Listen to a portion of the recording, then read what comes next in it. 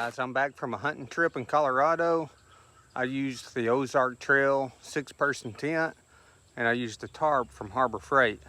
I'm going to show you what size tarp I used and how I had it set up and how well it covered the tent that I had. It is kind of a faded label, but you can see it's a 10 by 9 6-person instant tent.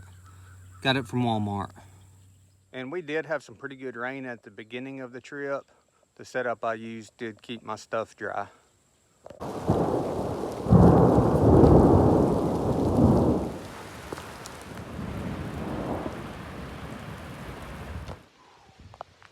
Yeah, I'm getting soaked. It's even hailing a little bit. Golly.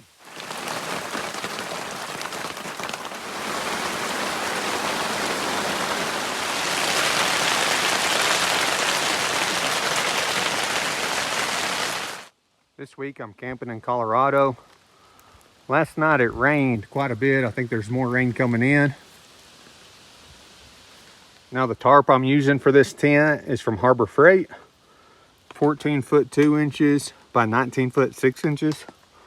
And I did not bring enough stakes, so as you can see, I've used the logs and just kind of wrapped paracord around them. I do have stakes here and there. So in the front here, I have the stick cut. And as you can see, it's holding the tarp away from the door where I can get up under there and get in. When I get in, rain's gonna be coming off of here. I don't want it dripping inside that door, so I can slide up under there and open the door and rain won't get in the tent. This is just stuck in there. I have this little string tied with a bungee strap to the ground, and that's holding that stick away from the tent. And then I've got a bungee cord and string down there holding the tarp away as well. But you can see that tarp's a pretty good size to cover that tent, and there is a little bit room on the inside there. Now I do have a tote stuck there. That's going to kind of help hold the tarp away from the tent.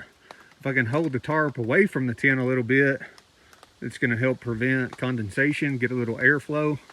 That way condensation doesn't get on the inside of there as bad and get it wet inside the tent. Now in the back here, you can see the tarp doesn't quite come to the ground. We'll go in there and look. I don't think any water came in there. That may be good as long as water doesn't come in. Again, I want to keep condensation kind of out of there, so a little bit of airflow is not necessarily bad. So right now I do have the front window open just a little bit. Even though it's raining a little bit, the wind's not blowing that direction. Again, to create a little airflow so there's not a lot of condensation. But up under the rain fly, there's that mesh there too, so I'm still getting airflow. Inside the tent here, you can see that I'm using a cot. What I like about using a cot is I'm up off the ground.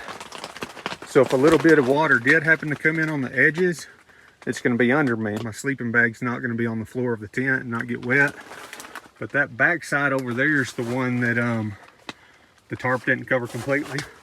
Let's see if there's any water down there.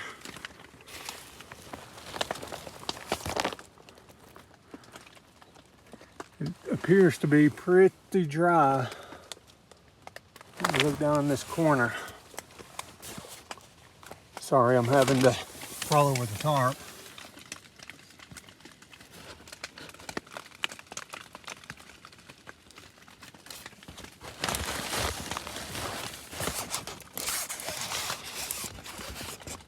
It's a little damp right here.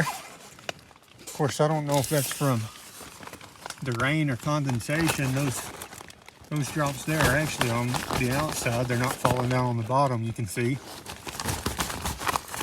That stick's pushing into the tent there. But yeah, it rained quite a bit yesterday and last night, and I slept dry in there. I've got this tote right here by the door, and then I can kind of scoot it sideways and put my boots on. That way I'm not tracking mud into the tent. The Ozark Trail tent and the Harbor Freight tarp worked pretty well to keep me dry in Colorado.